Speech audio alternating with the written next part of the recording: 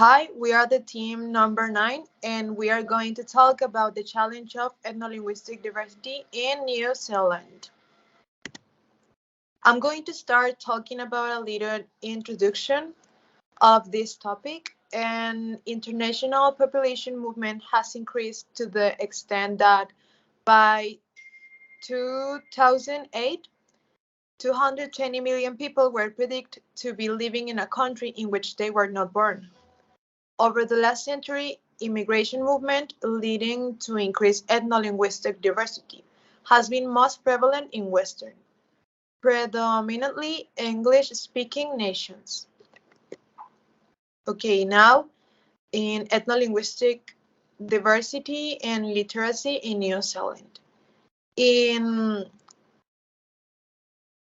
1840, the Treaty of Waitangi between the British government and indigenous Maori tribes in Aotearoa, New Zealand. Successive groups of immigrants have contributed to the ethnic and linguistic diversity of the nation. So these tribes has impact to the culture and the ethno-linguistic in New Zealand. Contemporary society now has a wide diversity of immigrants and ex-refugees, and for many, English is not their mother tongue. In 2008, the New Zealand government funded EAL support. This means English Additional Language for 29,607 students speaking 28 different first languages across 1,199 students. Ethno-linguistic diversity is often considered as a factor in research on literacy achievement. Although statistics often indicate the literacy underperformance of students is related to low socioeconomic areas, it has also been argued that these statistics contribute to the promotion of a deficit model of minority culture peoples. Now, my classmate is going to continue with the use of national assessment measures. Thank you.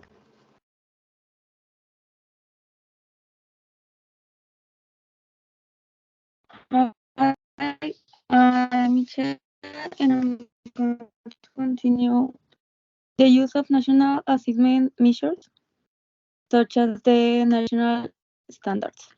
Raises fears that the focus of teaching and learning will be narrowed to emphasize English language and literacy at the expense of achievement in the other curricular areas.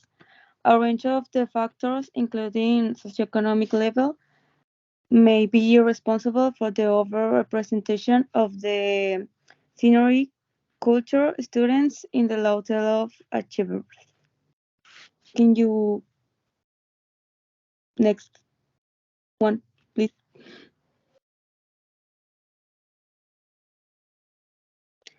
Literacy. Um, Policies and practices are based on the dominant culture. Literacy policies, teachers often end up resorting to trial and error in adapting their literacy teaching practice to bridge the intercultural spaces in the classroom. Some New Zealand-born EAL students who are developing bilinguals should be classified as native English speakers or as English language learners. Such issues may impact on the validity of literacy tactics catered in the schools. Policy is also a factor in the overrepresentation of the ethnic groups in the low achieving tail. The New Zealand curriculum justifies the emphasis on the English literacy by referring to this as a global language.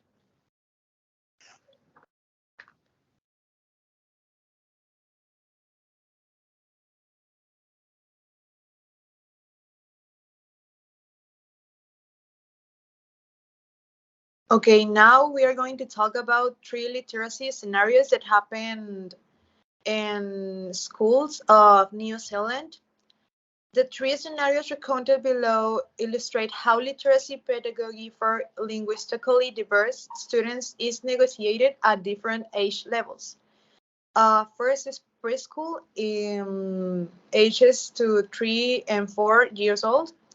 Then years 1, 2, and this group of ages are 5 and 6 years old, and years 5 and 6, that these are 9 and 10 years old.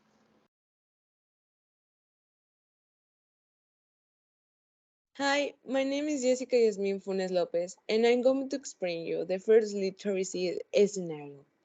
Preschool includes 3 at 4 years. In this first scenario, teachers speak English, so English learning in some children is supported by older children. The first scenario was recorded in a multicultural early childhood located in a low socioeconomic area in the eastern central north region of in New Zealand. About 20% of the children in this kindergarten community used someone as their home language, while English was spoken in the homes of both the Maori, 43%, and Palinge, who are white, New Zealand elephant children. A small number of families came from a range of other ethnic groups. In the first scenario, three Samoan preschool children, Marietta, Billy, and Celeste, are making spicy bonds with the assistance of Linda, an English-speaking teacher's aide. Edie. Linda said, "That's right, pour into the measuring cup." Billy gets ready to pour water into the measuring cup. "Oh, great pouring!" Marietta comes over to where Billy is working and has a look. Marietta said, "Oh, viva niba, where is the water?" "Sole ki fujiao, sole Marietta ki fujiabai." "Hey, can you pour? Hey, Marietta, can you pour some water in mine?" Linda said, "Oh, Marietta, you are a helper," as Marietta breathes. The teacher's head moves on at this point, and Marietta, the oldest child, takes over helping the younger children to understand what to do next. The children refer to a recipe book that has brief instructions, written in English under pictures of each stage of the baking process. Marietta said, "Olea la olea." That means, "Here, okay, here is." Marietta gets the next ingredient off the table. Then she points her finger at the relevant page of the laminate.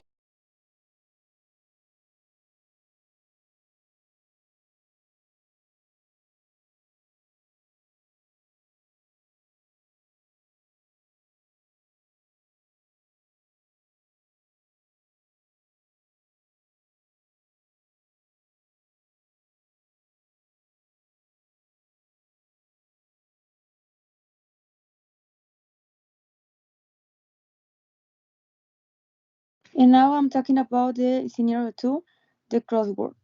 Takes place in a series 1-2 mainstreams class that vacate an English-speaking teacher who had experience teaching EAL students in New Zealand and overseas.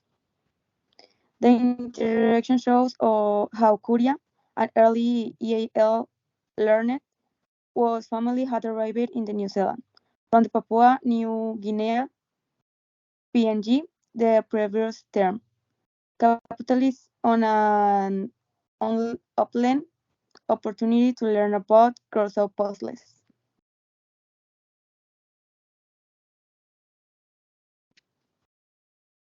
And continue to the scenario 3.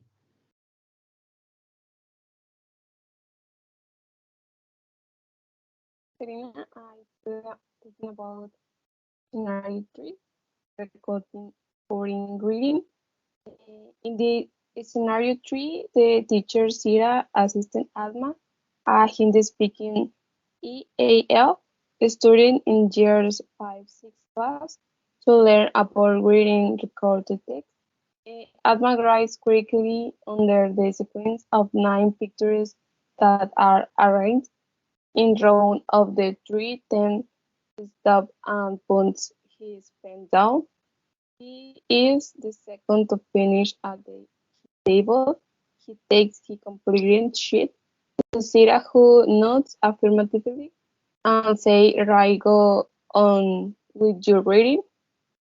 Sira children to say words with hand movements, ask them what they mean, and movies they had to affirm orderly. Alma interacts in class, does not understand much. Sira teaches children to say words with hand movements. She asks them what they mean and movements he had to affirm orderly. He explains the text with images and scenarios. Next, please.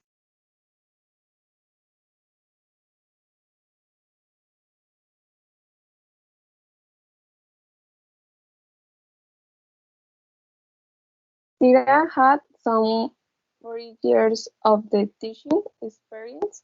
He also had reconciled experience in EAL teaching, had contributed to design of national EAL program in its country origin of Fiji some years ago.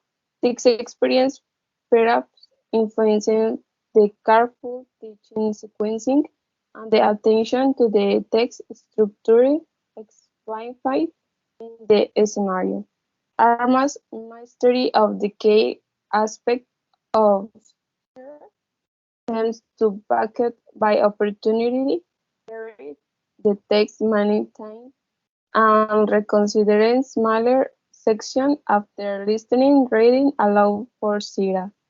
This means a track on audiolingual language teaching techniques. Sira was fluent of Hindi and English, and she often spoke Hindi with her parents, but she always used English in the class. Adma was therefore deprived of the opportunities previously experienced Germany have to improve their bilingualism and the bilaterality won. Is all for my part. Thank you very much.